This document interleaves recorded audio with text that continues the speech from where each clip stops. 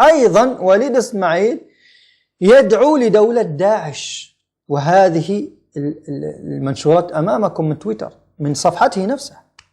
يقول في تعليق له هنا على منشور يقول: الحشد رابع قوة بالعالم بشهادة الكثير، يكفيه فخرا أنه يحارب الدواعش.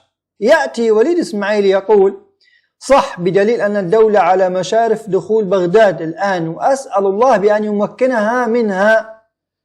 يدعو للتمكين لداعش على وليد إسماعيل، يدعو الله للتمكين لمن؟ لداعش. وهذه صفحته.